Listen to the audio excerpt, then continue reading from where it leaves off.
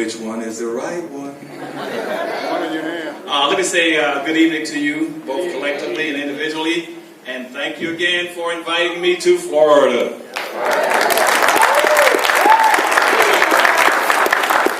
As probably most of you know, this used to be my home in Tallahassee, Florida, but when I was with Governor Ruben Askew for 8 years, I was all over the state of Florida. And one of my favorite places was coming to Fort Lauderdale and in this area. But I'm just delighted to see all of you. Let me say that right from the get-go. Now, one of the things that they invited me for, they asked me to talk about, speak to the issues about confronting black folk. Where are we today? What's the state of black America?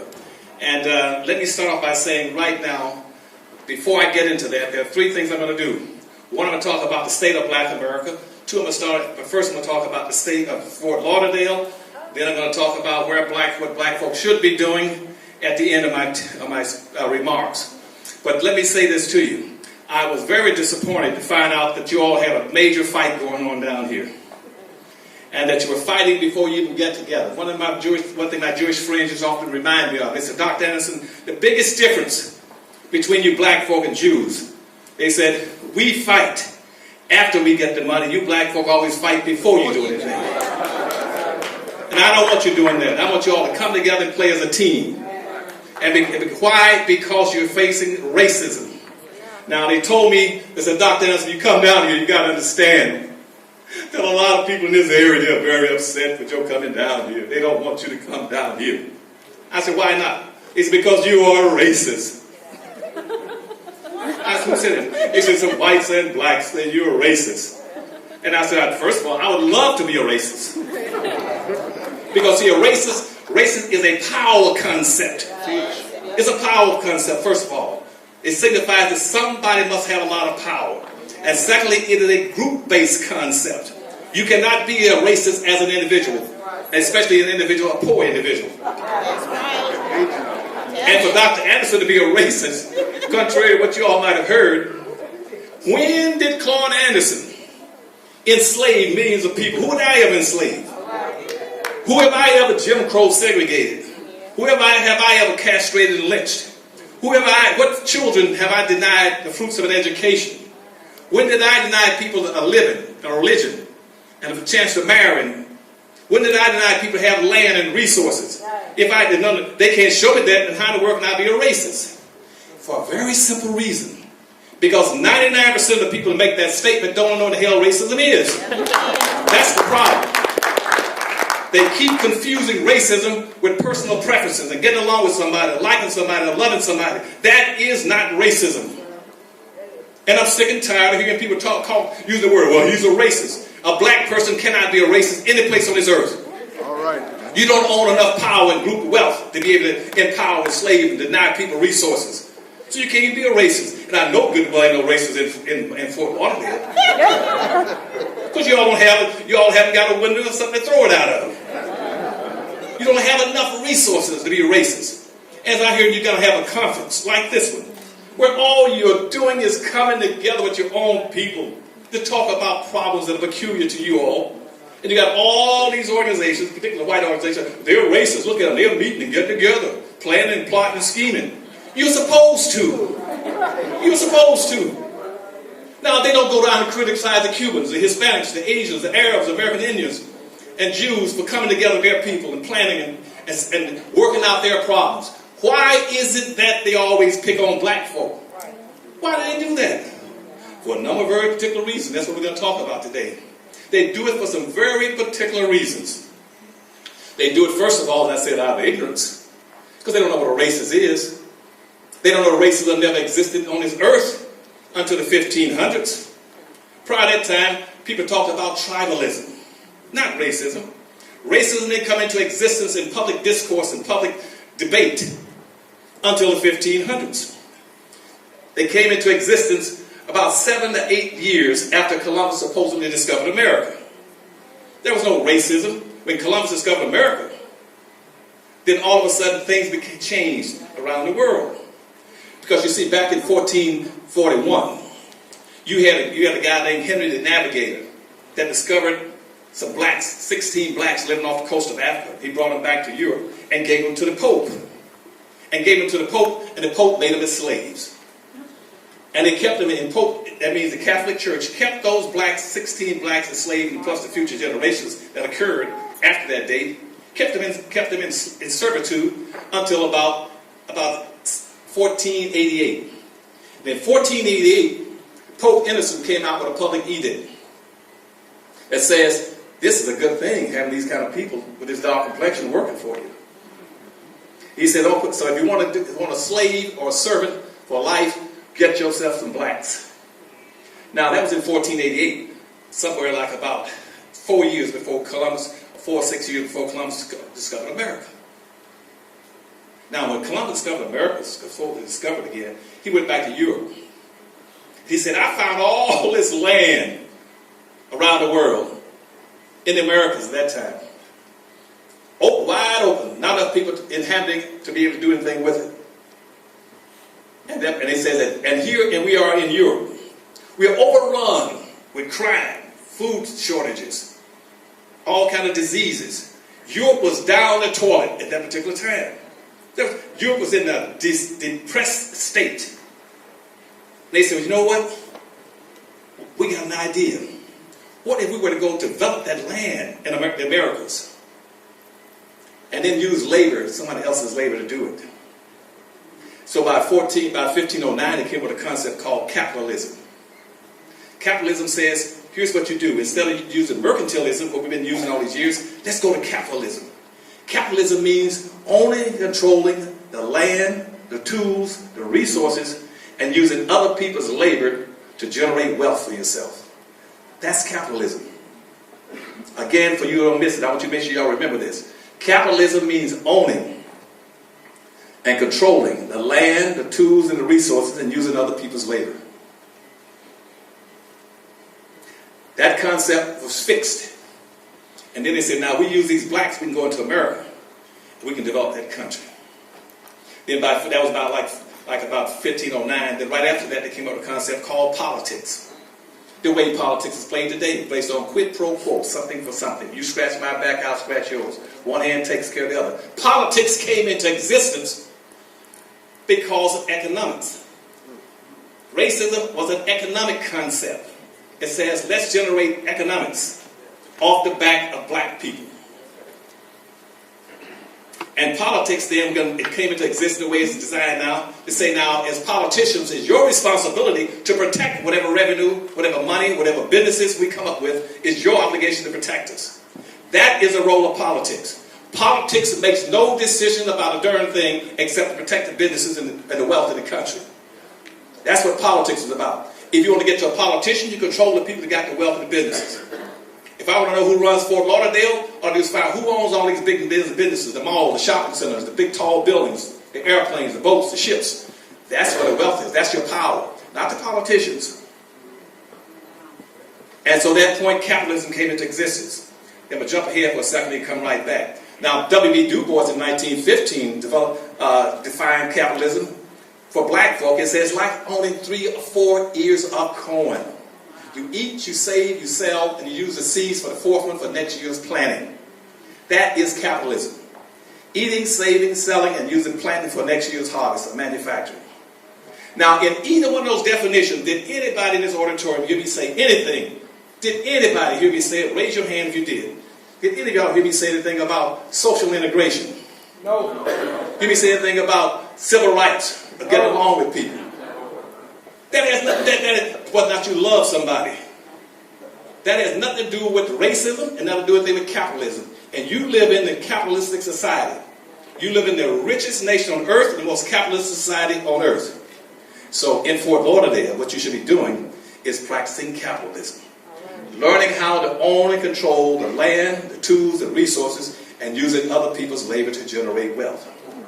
That's the issue. Now, going back to the point about racism. So when I come down here to talk to you all, you say, well, Dr. Anderson is a racist. Now, how do I get to be a racist? I don't know, but I'll accept that label. I'll go ahead and take it. But I'm going to make some comments to you today. Because what's happening is that our people bought into that myth. That somehow the social integration and civil rights are going to save us. Those things have nothing in the world to do with the problem you got here. What you got to have to do here is several things. First of all, you got to stop, cease, desist in using and exercising, demonstrating inappropriate behavior. We are always doing that which is wrong, especially against our own people. We love to do things that are wrong against our own people, to make our own people look silly, foolish, and stupid, and criminal. That's called inappropriate behavior. Inappropriate behavior is what we do that others don't do. That's why they got ahead of us. And so this evening, I'm going to talk to you about how we must start exercising appropriate behavior. Appropriate behavior means the first thing you must do is learn how to have a group self-interest. To practice not altruistic behavior that you've been taught and conditioned, to be concerned about all people's welfare, everybody's welfare, to put everybody else's interest before yours. That's what a slave does. The primary responsibility and the sole purpose of a slave is to put the master's interest before his own. A slave is not supposed to have an interest. And nowadays, in this society, every black I run into wants to put everybody else's interest before black folks' interests. Which means what they put in place for racism way back, you're still a victim of it. And then when you change your behavior, you have to start demonstrating a competitive interest. Racism is a team sport. It's a team sport. It came into existence as a team sport. When 9 European nations, after Columbus, says, we're going to go develop that land. We're going to get into a race to redevelop Europe, to enrich Europe. And we're going to drain the backs of Africa. The slaves would come from Africa. The mineral resources would come from Africa. And they got into a race. A race started with about 9 European nations. The French, the Germans, the English, Arabs, all of them pitched in together to get a contest going. Racism is a contest just like a bicycle race, an automobile race. All those nations were competing. And what they're saying is that he who gets to the finish line first, or get to the Americas first, and develop all those resources in America, and become the most powerful group, they win. All the countries pitched in. Every group pitched in to try to get into this race to develop the Western world. And they said, if we get there, we're going to make sure we use the slaves to do it. Now, when slavery finally ended in 1859, when Charles Darwin came out with what he called the survival of the species and the survival of the strongest, that's when slavery ended. Because prior to that time, you see, slavery was an economic issue. And when slavery ended in 1859, right before the Civil War, the game was over. They took the word race, R-A-C-E, and said, the race is over, no more race. Because right now, we as the dominant groups, white groups, the European whites, we own and control 100% of everything. Black people were the only people who were not permitted to be in the race. And so what they did then, they took the E off of race and stuck ISM on it. ISM is a suffix, which means maintain the prevailing conditions. And so if the dominant European society owns and controls everything, black slaves own nothing, the race is over. And then ISM means and says, don't let anything change. If whites own 99.5% of everything of value, don't let any of it move into the hands of the blacks. That's what racism is. Racism means keep and control all the wealth, resource and power and privileges in the hands of one group.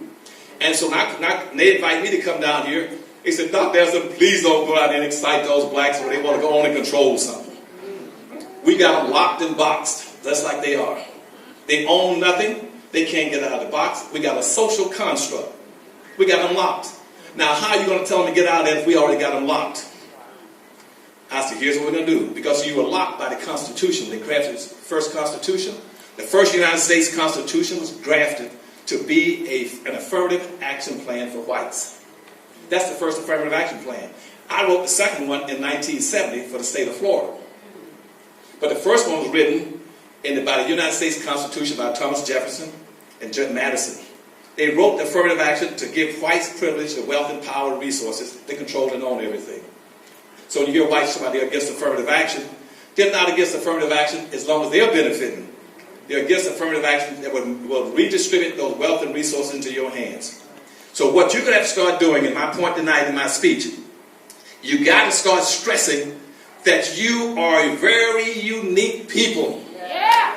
Okay? Never in all my years in politics, in national politics, local politics, and going in international situations, I've never heard a black person stand up and stress the uniqueness of black folk. That's right. That's your problem. That's your problem, and you're guilty of it, and I'm guilty of it, and all the blacks in America are guilty of it. Now, why did I say that? Because you see, the United States, when I was taking trade missions into Venezuela or Colombia, when I would go to Cuba, or I went to Nigeria or Germany, one of the first things they brag about is that the United States is an exceptional nation. They talk about exceptionality. They talk about exceptionality and brag about America being an exceptional nation. And therefore, that they're entitled to special privileges. And you say, what do you mean by exceptional? They said, the United States said, well, because exceptional by definition means something that's unusual, something that's different, something that's been treated different, the uncommon. And see, and black folk have never reversed it. You all must start now, leave here to reversing that cycle. That's right. And say, no. If the United States is a nation and it deserves special privileges when it's with all the other nations in the world. If we got the United Nations in New York, and the United States gets special privileges and special recognition and special attention and special treatment because it proclaims itself to be exceptional. Black folk must start this day proclaiming that you are an exceptional group. Right. Now let's go through history to show you what I mean. Every chance you get, you must stress that you are different. There is nobody on this earth.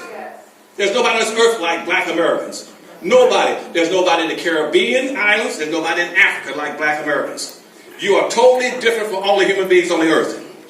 You're the only one. You're the unusual. You don't want to be treated in a certain manner. You deserve respect because of your exceptionality. Let's track through history now. You are the only one, for instance. You were the first people on earth.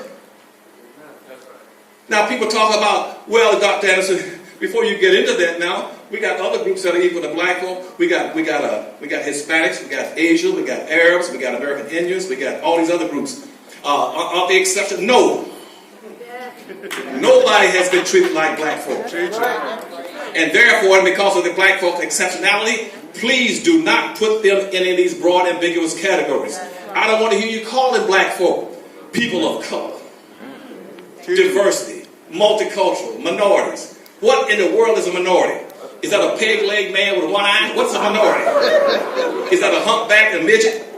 There is no such thing as a minority. And yet my people go around their inappropriate behavior patterns and say, yeah, I'm a minority. And you go look at the dictionary, minority means a loser. Why would my people brag about being a loser? Why would they brag about something they can't define? They don't know what a minority is. They don't know what a minority is. What is a people of color? Everybody has some color. What is multicultural? Multicultural means more than one culture. Well, if I go up down in the street right now, right here in Fort Lauderdale, I'll find Asian restaurant, Thailand restaurant, Vietnamese restaurant, Italian restaurant, German restaurant, French restaurant. I find everything except for black. Why would you talk about multicultural when you don't want not included? Where are your businesses? You can't be for multicultural because you're not included. Well, Dr. Anderson, we're for diversity. Don't you know that diversity came out in 1705? Which means don't ever let black folk get together without putting a few whites among them to monitor them, keep them, to watch them, patrol them, and know what they're up to. Why would a black person promote and advocate diversity? Because that was a 1705 law. That's why the whole state of Georgia came into existence, because blacks were escaping from South Carolina and running down into Florida, where you all are. And they want to put up a buffer zone. And so they want to create another colony called Georgia. So that anytime they have a buffer zone, they didn't have any whites.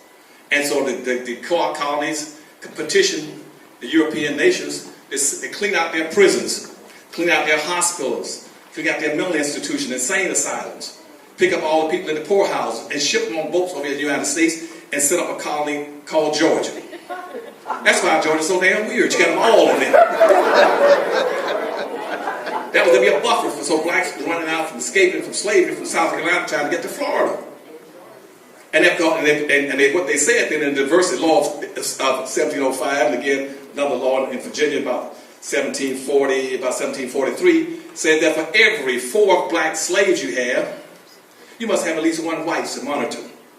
If you're going to let them go to church, you must have a white sitting there. If they're going to have a school, you must have a white sitting in the classroom. And so blacks are still being monitored under the concept of diversity.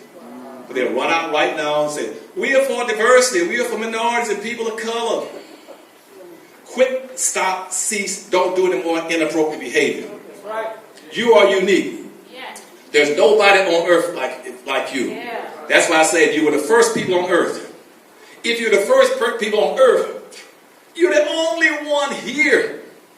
Who else could have been the first? You can't be the second to be first. The first people on earth were black people. All people came out of Africa. You didn't come out of whiteness. There is no color in white. The only thing you get color out of is blackness. They came out of blackness and they migrated around the world. There's a Discovery Channel did a beautiful thing that's called "Will the Real Eves Stand Up?" Showing you that it's the real, that it came out of blackness. You're the first, but you're the only one. You're the exception. You're the unusual because you were first.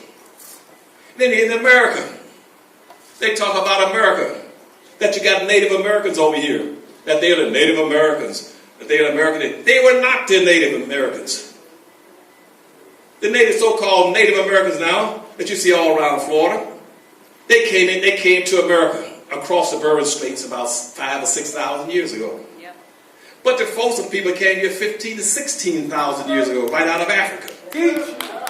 And they inhabited a whole Gulf Coast of Mexico, Arizona, New Mexico, Texas. That's why you go out there and you find a Folsom, Arizona, a Folsom prison, a Folsom artifacts, a Folsom, California. The Folsom people came out of Africa. So how in the world can America need to be the native people, when they came here after you? If you're the first people on earth, nobody is like you. They're not like you when the first people on earth. You're unique. You're the first people in America. You're the only one. You're the only people that have a special credit on this earth.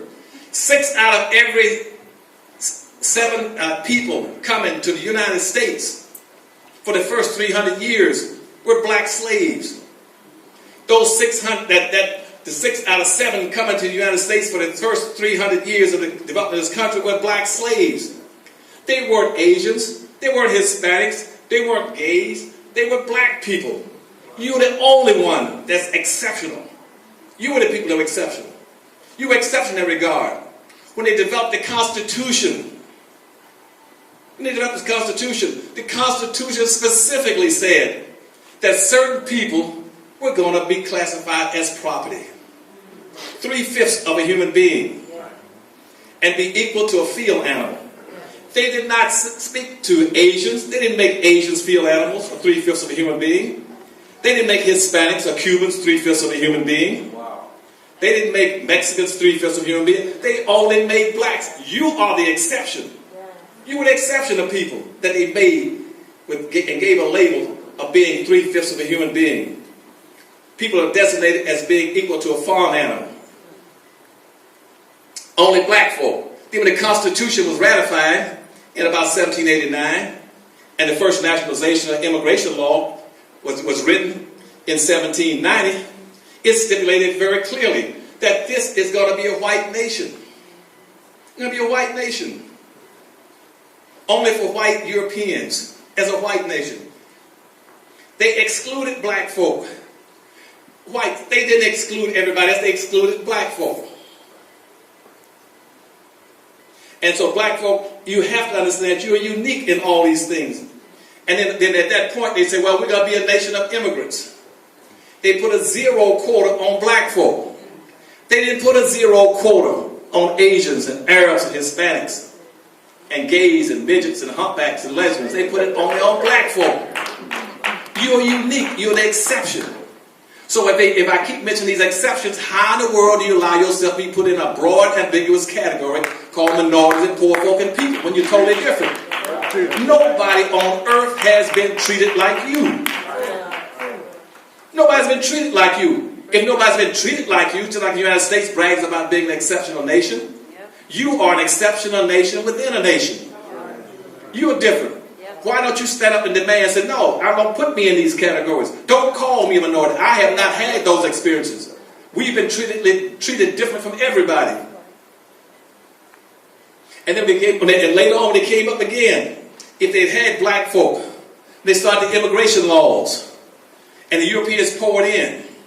And they started getting land grants. For every white person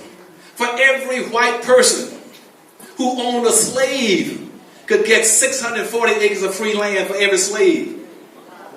They didn't give any black folks 640 acres of slave for every slave. For head rights, they could pick up 1,000 acres of land. Just in the land rush of the 1880s, in the land rush of the 1880s, we opened up the Oklahoma Territory after the Civil War. The Europeans poured into this country, and in 24 hours, y'all know what I'm talking about for 24 hours. That's one day. In one day, Europeans picked up over 1 million to 2 million acres of free land. They didn't pay for the land. They got it free. They got free land. Now, what you should be thinking is, now, what if black folk had not been the exception? If black folk had not been the exception going back to drafting the Constitution, if black folk had been able to vote and not the exception, would the United States Constitution look the way it looks now if black folk had had a chance to have a right to Constitution? If I were to go out west and I see all these, I got whites that own 50,000, 40,000 acres of land for ranches and farms in the Midwest and in the Southwest and all across the country. If black folk had been able to have gotten the free land, look what you would have had. Would the country still look the same if black folk had been given thousands and thousands of free land, and on that land have all the timber, the gold, the silver, the chrome, the bauxite, the magnesium? What would black folk have done there? What would the country look like as the country began to develop? Because see, black folk were the exception. You were different from everybody else. You were being treated differently. But yet you keep talking about social integration. How in the world can you be different at the same time you keep trying to integrate? Keep saying, I want to be like everybody else. How are you going to be like everybody else when you never treated like everybody else? You never got the benefits that everybody else got. You've never been like everybody else. You were the people. Black people were the people that went across the country. And with their labor, they built the houses, the buildings. They built Washington, D.C., the Capitol, the White House. They built most of the schools, big old schools, Harvard University and all the other big schools, and Notre Dame. They built the schools. Black folk took their sweat out of their body and built the canals and the roads. The Asians didn't do it. The Arabs didn't do it. The Hispanics didn't do it. The Cubans didn't do it. You did it.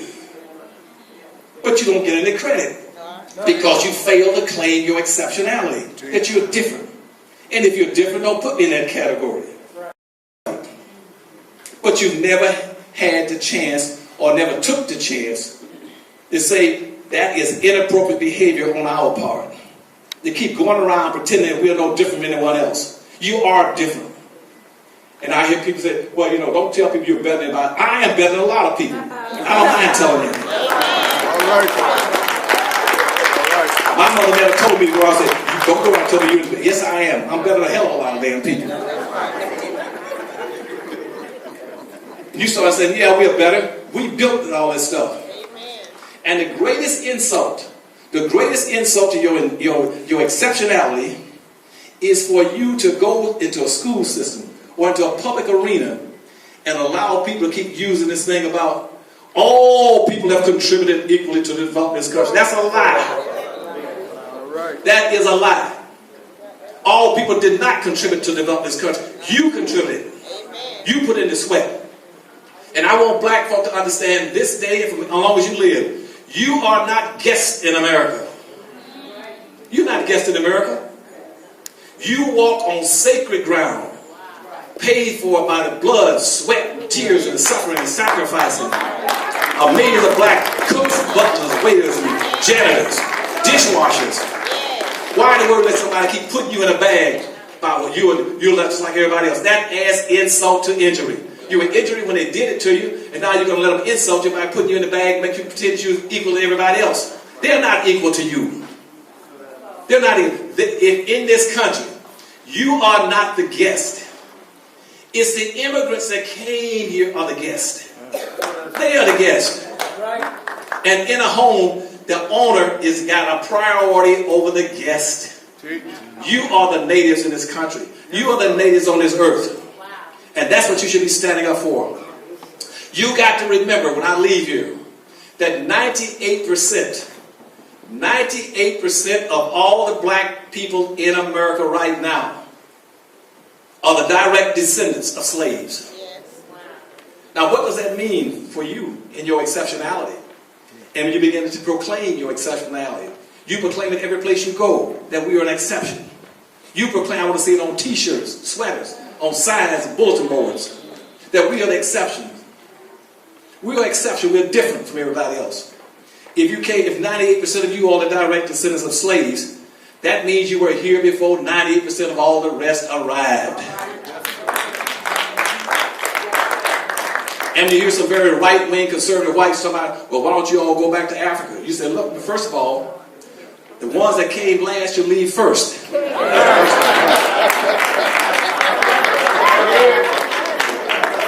Not only in this country, but off the earth. Y'all go on to the moon and leave us alone. God gave us the earth in our image.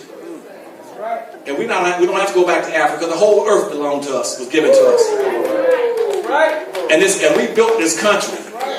And we demand your respect for our contributions and what we've done. Don't get in our face telling us about all people have contributed equally. We know they haven't. We know they haven't. Because, and to give you an example about the population. Let's go back. I started to say back 100 years. Let's go back further. Let's go back to about the 1860s, right, to the Civil War. At the Civil War, you had somewhere around approximately only about 4,000 Hispanics in the entire United States. 4,000 Hispanics in the United States. Now let's move. And at that time you had 5.5 million black folk. Now you all watch these numbers now. You had 5.5 million black folk and only 4,000 Hispanics. By the year 1900, the Hispanics had increased their population up to 100,000. So Hispanics have gone from 4,000 up to 100,000 in about 40 years. Black people, though, had gone from about 5 to 5.5 million up to 11.5 million. And now that was it. Now that takes you back. That's in 1900. Now from 1900 to year 2000, Hispanics and blacks got the same identical birth rate. The same identical birth rate. They only got 100,000. You got 11.5 million with the same birth rate. And guess what happened in 2000? They caught you and passed you. Even with the same birth rate, they still caught 100,000, caught 11.5 million and passed them. You know why? Why? Because they were coming across the border 5,000 or 6,000 a night, pouring into the country, legal and illegal. And you had immigration laws that wouldn't let you come in. You were restricted. Up to 1920, in 1924, the immigration code on black folk was 0. You weren't permitted to come into the country because the majority of society does not wish to give up any of its advantages, its power, its wealth, and its resources that they got from black folk. So you see, that was the whole purpose of slavery. It was the whole purpose of slavery. The whole purpose of slavery was to maldistribute in that race I talked to you about a few minutes ago. To maldistribute almost 100% of of all this nation's wealth, power, privileges, resources, jobs, opportunity into the hands of the dominant white society. And since then, 87% of all that went into their hands is now frozen. It is now locked into the white society. It's locked in. It's locked in terms of stocks, bonds, real estate investments, insurance policies, trust accounts. It's frozen.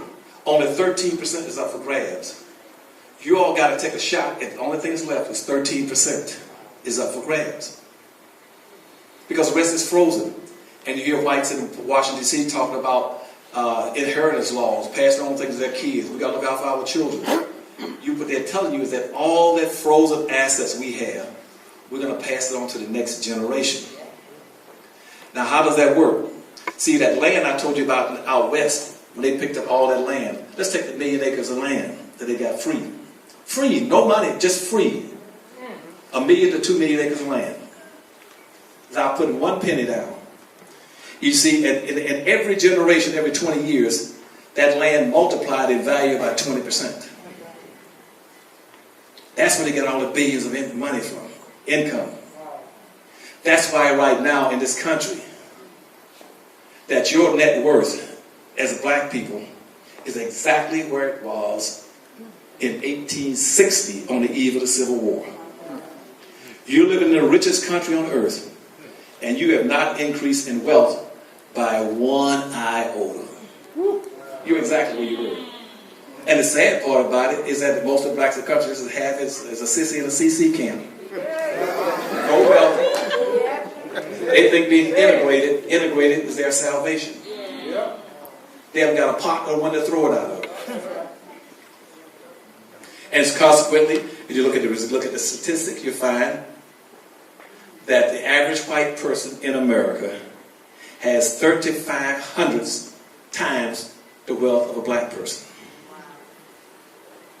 Now, you in here who are particularly noted for your intellectual facility and gymnastics mentally, you explain to me how in the world can you compete against people that got 3,500 times more money than you have? Let me put it a little more pointedly. In America, where you got almost 42 to 43 million black people, you have 42 to 43 million black people, and guess what? I got 2 to 3 white men that got more wealth than all of you put together. You might not have heard that. Let me try it again. For all 42 to 43 million black folk, if you take all your wealth and put it on the table together, I can put on the other side of the table 2 to 3 white men that have more than you got. If I allowed you all to stretch around the world, you still couldn't even compete with just 2 to 3 whites. What kind of game are you playing down here? Social integration.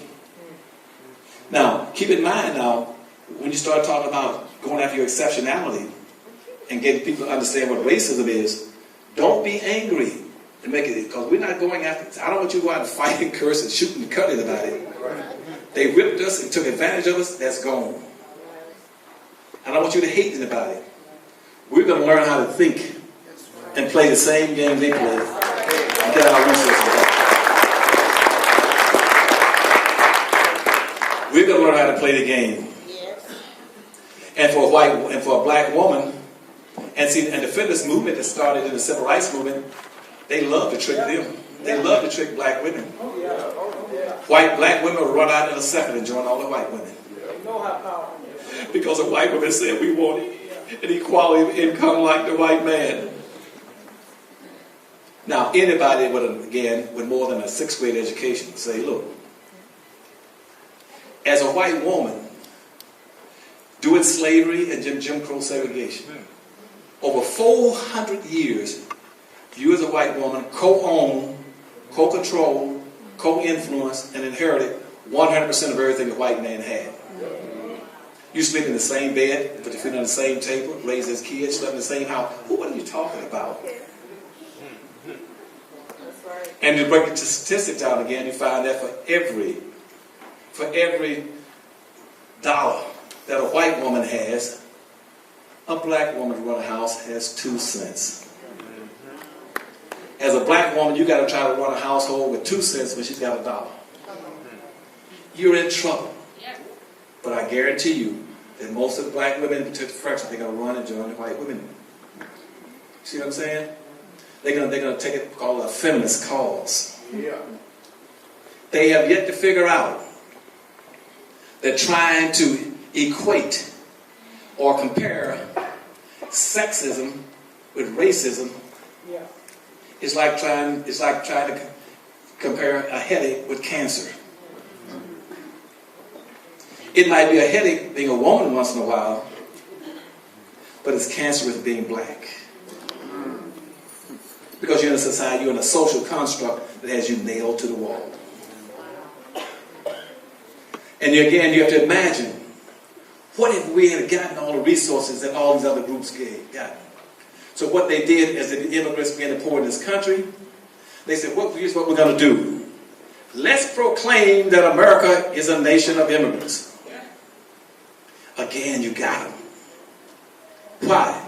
Because you're the only non-immigrants in the country. You're the only non-immigrants. All the programs are designed for what? For immigrants. And you want to know why you never get anything.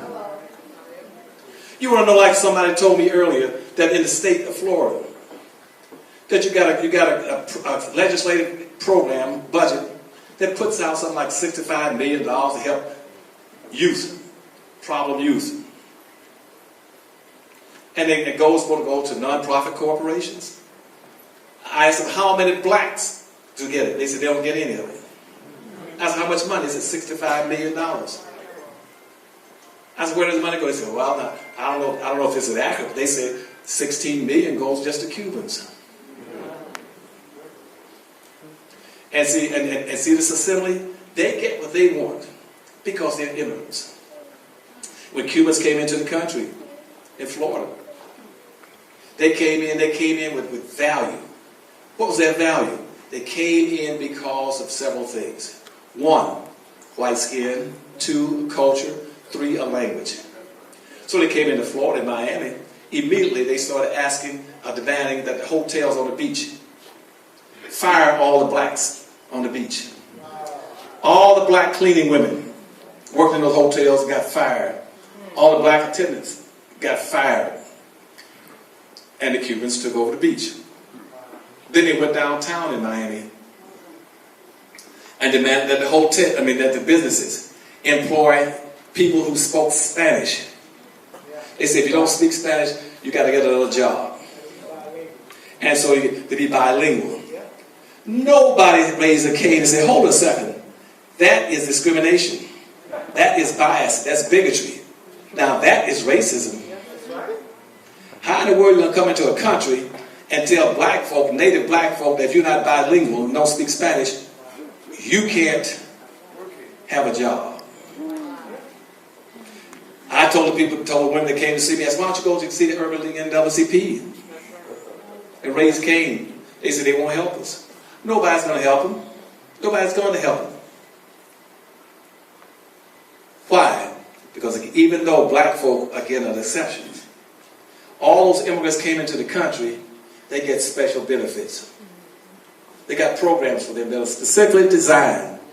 But never in the history of this nation has there been one single solitary piece of legislation that's ever stayed in effect that was specifically designed to help black people. Never. But black folk don't demand it. They demand stuff for minorities and poor folk. When I was with President Carter, as soon as we won the election, I ran Jimmy Carter's campaign right here in Florida for the presidency. And one of the meetings they had, and here the Civil Rights Organization came over. They met with Carter, and President Carter said, Mr. Carter, black folk helped you get elected. We turned out. We gave you this heavy vote. We did this, we did that. Now we got some problems. What are you going to do for minority women and children? I said, wait a minute now, something's wrong. Somebody switched the track. That was called bait and switch. Go back again. You can start saying that black folk did this. They worked and put you in office, and black folk got problems, but all of a sudden the solution will be for everybody. I cannot get that out of black folks' head. If you're the crippled person, the handicapped person, and you need a wheelchair, why would you let anybody come along and say, we're going to give wheelchairs to everybody? Everybody don't need the wheelchairs. You all got to be very specific. Never go into the marketplace or into a political arena using very broad and ambiguous terms. You must always be very specific based on your exceptionality. Only for you. We want this for us. It's for our people. We got special problems, and we're going to meet and greet as long as we can until we come together with some solutions to help us. Now, if you all don't like it, tough. Yeah. We don't care. If you don't like what we do in our community, stay out of our communities. We don't need you to come in our communities and tell us what we should not be doing. I don't need the Fox Channel saying, those blacks over there meeting, planning, scheming. You're supposed to meet, plan, and scheme. That's what you should be doing all the time.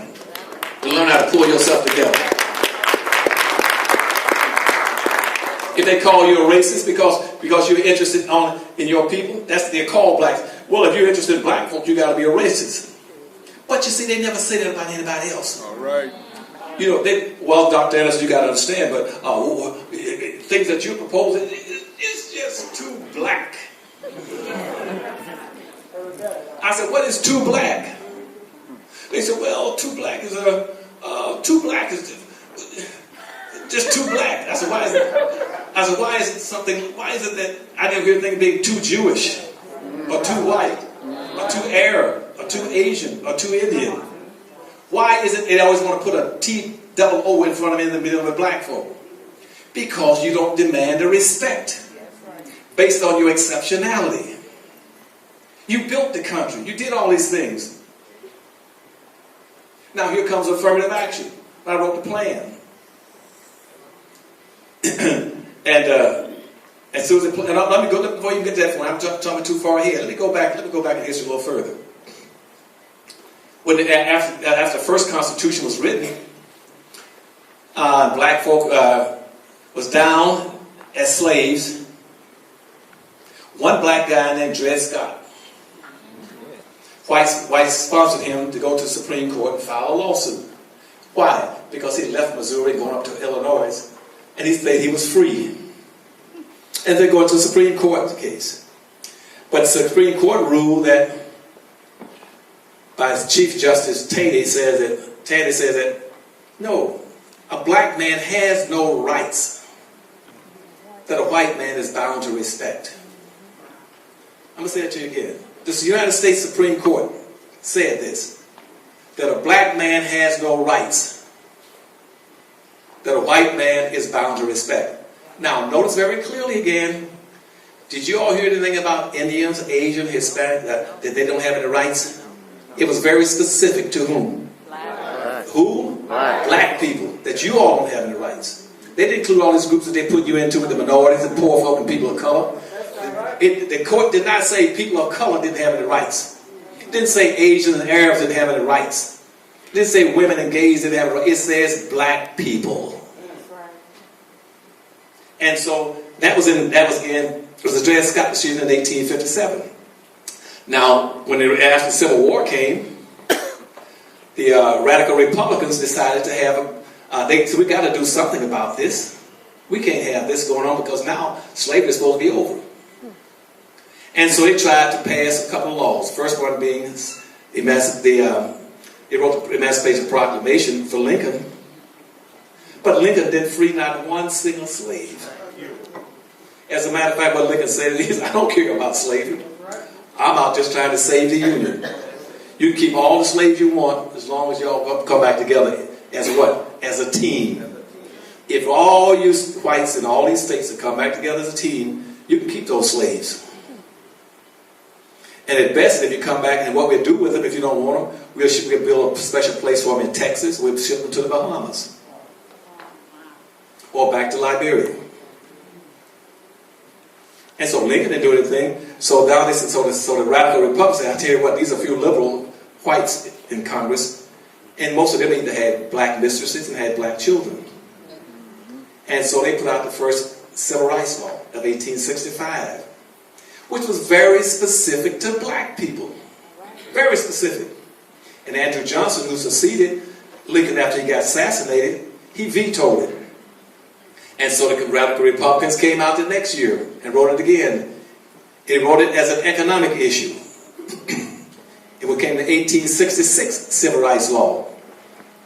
And what the radical Republicans said is this. This was Congressman Thaddeus Stevens, Sumner, and Benjamin. They said this, that there's only two things that a black person can be in America. You're either going to be slaves or you're going to be free.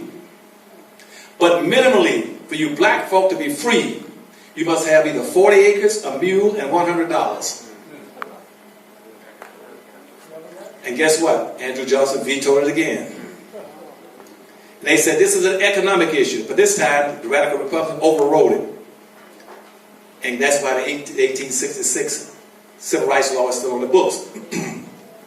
And in that Civil Rights Law, it says that every level of government has an obligation to lift the burdens of legacies of slavery off the shoulders of black folk. Nobody's doing it. Why don't you go to your legislators, go to people that in elected office, say, why aren't you carrying out the 1866 Civil Rights Law? It says you're supposed to be lifting these things and helping us do these things. We shouldn't have to meet over here in a library in the darkness and sneak on the plan. The elected officers in this country are supposed to be doing it. They swore an oath in office to do it, to work and serve and take care of you. But nobody's doing it. Based on that 1866 law, they converted it over to be the 14th Amendment. The 14th Amendment was again strictly for black folk. It was a rewrite of the 1866 Civil Rights Law. It was for black people. It was for black people. It was for the exceptional people. The 14th Amendment was for the exceptional people. The 14th Amendment was not for everybody. Everybody else already had their rights. They already had due process. That's why in 300 or 400 years they never had to go neither the 14th Amendment. They didn't need it. Just like the 15th Amendment, the voting rights. They didn't need a voting law. Because every white could vote if he owned property. Those laws, those amendments, was written for black folk because you all were the exception. But guess who's using them now? The immigrants are using those laws. The immigrants are using laws that were written for the exceptional people. And guess who backs them up? The United States Supreme Court. Because the United States Supreme Court, primary responsibility is to keep black folk in a social construct, locked and boxed. That's why you hear people like Clarence Thomas talking about, we want to go back to the original intent of the Constitution. The original intent was for black folk to be slaves. 3/5 of the human being be treated like animals. But the 14th Amendment was written for black folk. And yet now, as these Hispanics are coming across the border, let's say out in Texas, they're claiming they want their 14th Amendment rights. It was not written for them. When black folk try to go to school, like at the Barker decision at the University of Davis campus in California, and he couldn't get admitted. He says it's reverse discrimination to give preferential treatment to blacks. It was not unconstitutional. It was what they supposed to have done. Get something to drink. Get you something to drink. So keep going. Right behind you. Excuse me. But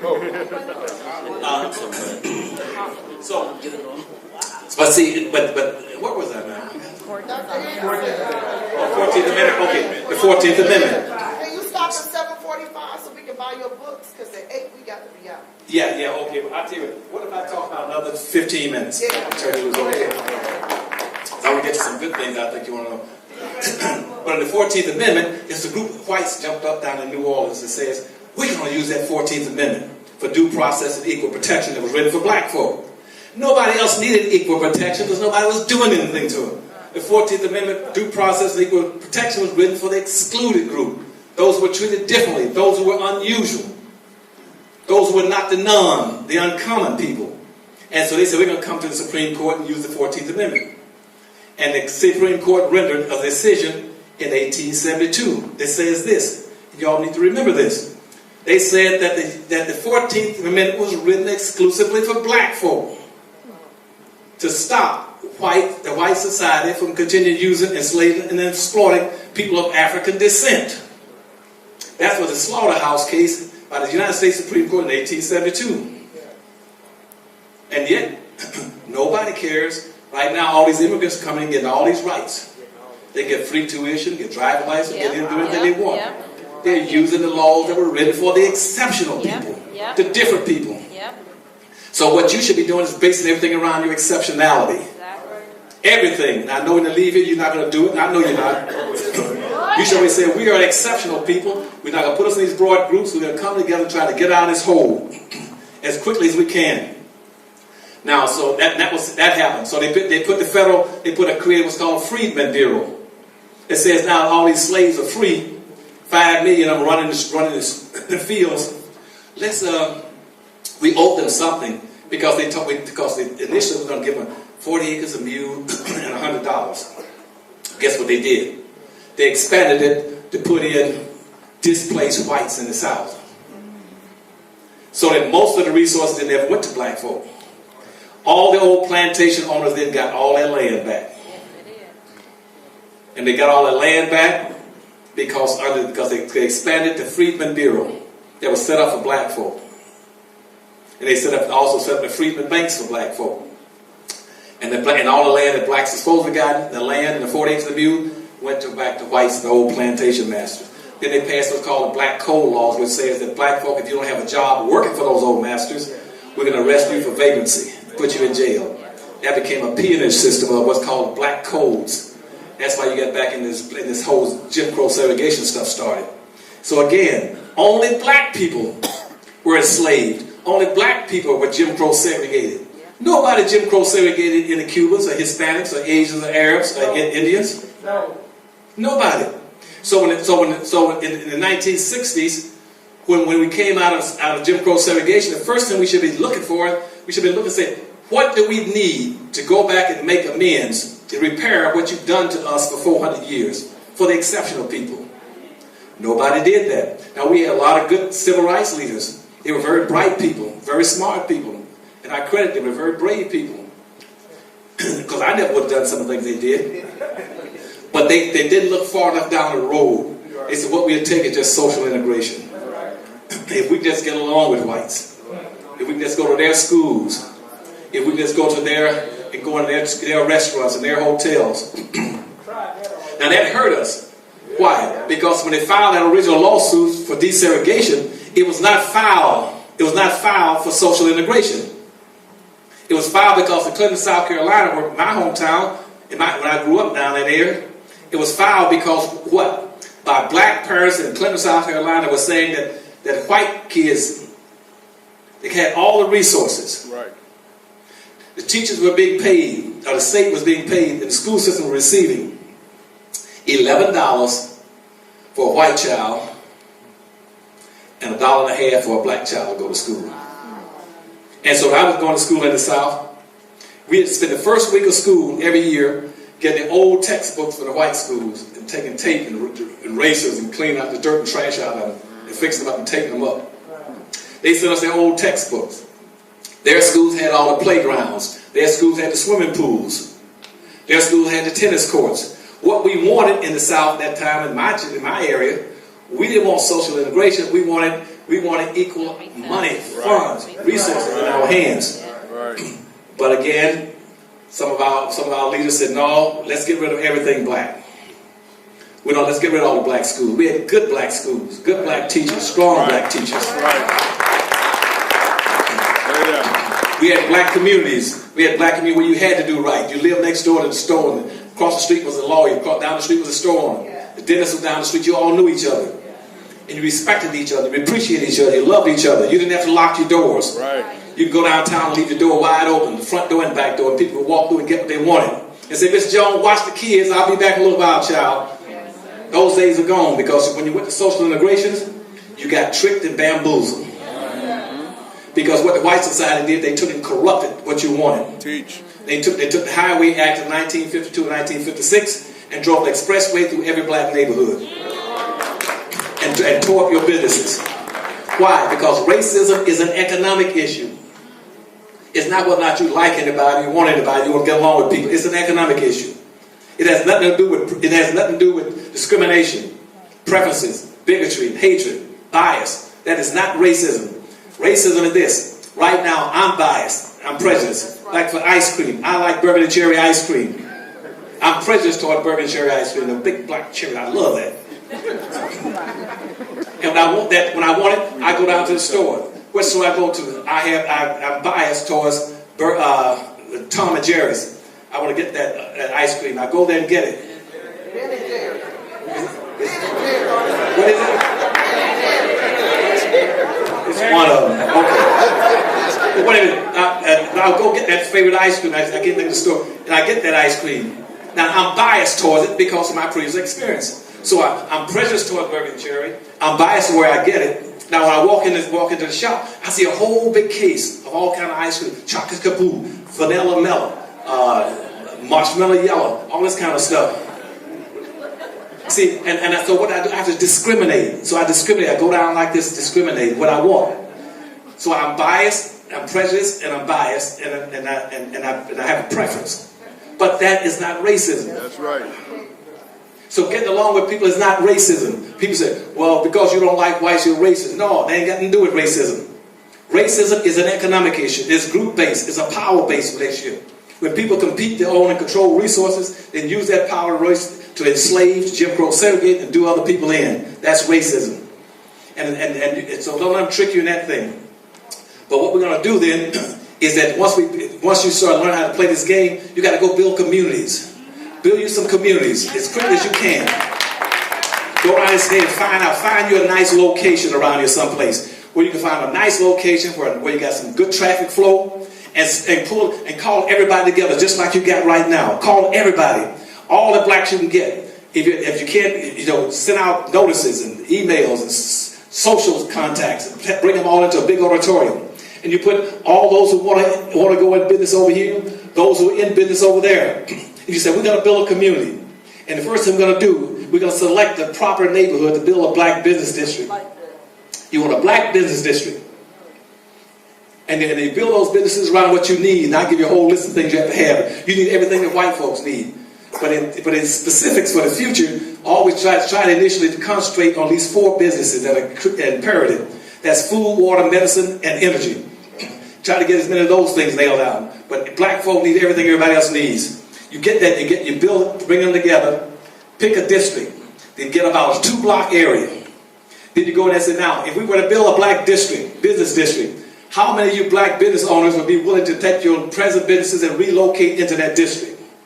And get a feeling for how many would relocate into that district. And then you go back to this other side, those who want to go in business, and how many over here that want to go into business would be willing to build a business in these kind of need areas, these kind of product areas in that district. And you get that commitment. Then once you get past that point, you try to see if you can get control of that 2-block area. Work on it when you got a good traffic flow by either renting or buying the businesses. And you put all your businesses there.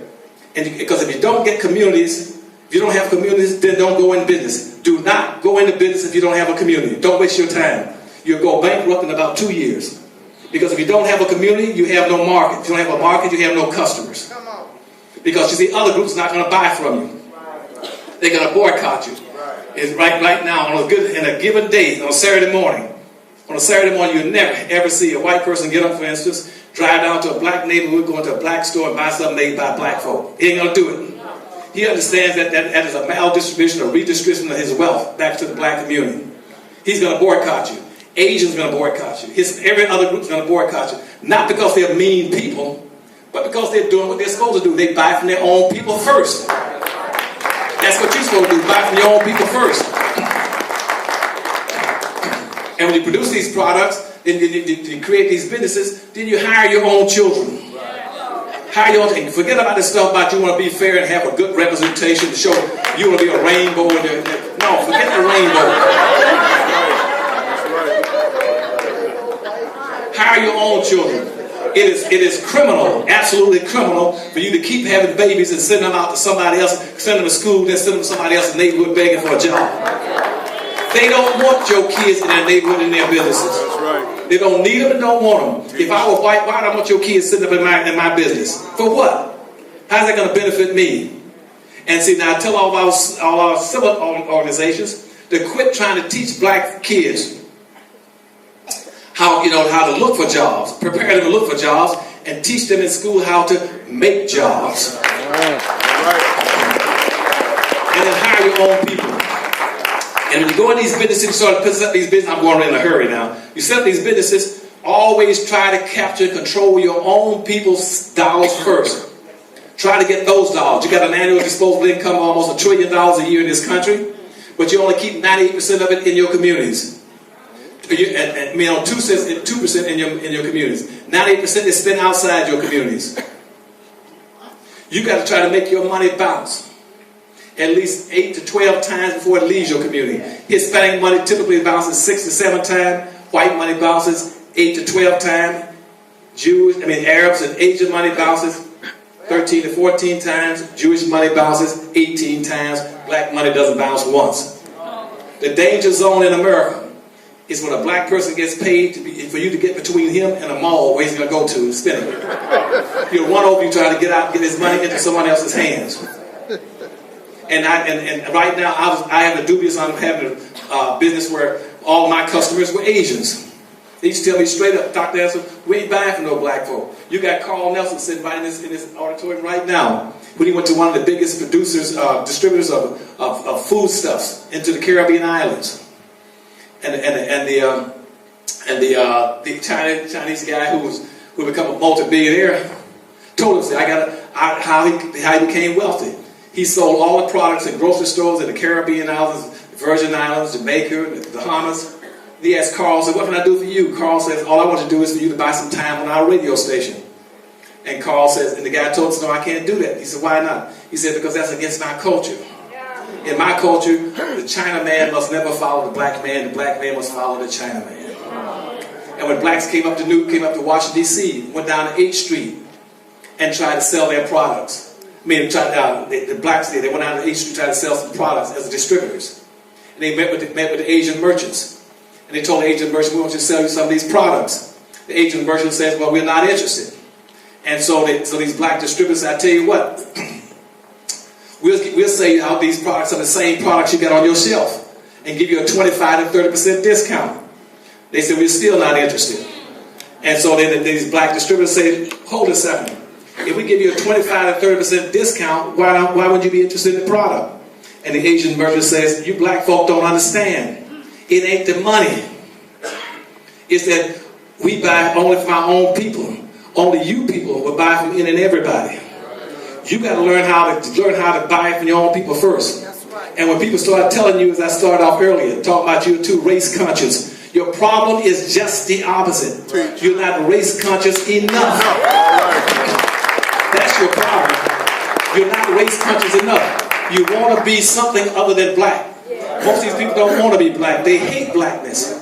They hate blackness. I've been all over the world for 30-something years, traveling to different countries. No black person ever mistreated me. They've been nice to my books. They always sell extremely well. They've always been extraordinarily good to me. So if I can get along with blacks all around the world, why can't the rest of y'all get along with black folk without fighting and fussing? And buy from your own people. And if you hire a black person, he doesn't do a good job, you hold him accountable. And so I tell you what, I'm gonna hire you to do this for me, and I'm gonna pay you well. But if you don't, you better do a damn good job. And if you don't, I'm gonna keep calling you back. I'm coming looking for you. And you got to give him a certain amount of time to do the job and hold him accountable and responsible. And quit talking about, well, a black man cheated me 10 years ago. I ain't gonna never buy from another black. White folk enslaved your butt for 400 years. You still going with them? Yeah, they want me to give up the ghost. So I didn't get through all my stuff. I had a bunch of notes to go through with you all. Come back. Yeah, I got to get you out of here and get the book. So anyway, I love you all. Did y'all get it? But one thing, so y'all understand what I'm saying to you? Start practicing exceptionality and telling everybody, don't let anybody put you in broad, ambiguous categories. No groupings. You're going to stand out, say, we are entitled to special things for the special things we've done. It's an insult and an injury to pretend that somehow there's no difference between a black person and a gay person and a midget and a humpback and a lesbian. As a matter of fact, to tell you the truth, I just been there about the lesbian. The two of the biggest slave owners in New Orleans. You know what it was? It was called the two sisters. Two gay sisters in New Orleans were the biggest slave owners. And they had a restaurant called the Two Sisters Restaurant, and it still exists right now in New Orleans. But I love all of you all. Take care, and I'll go ahead and sign these books for you, okay? I'll come back whenever y'all want me to come back.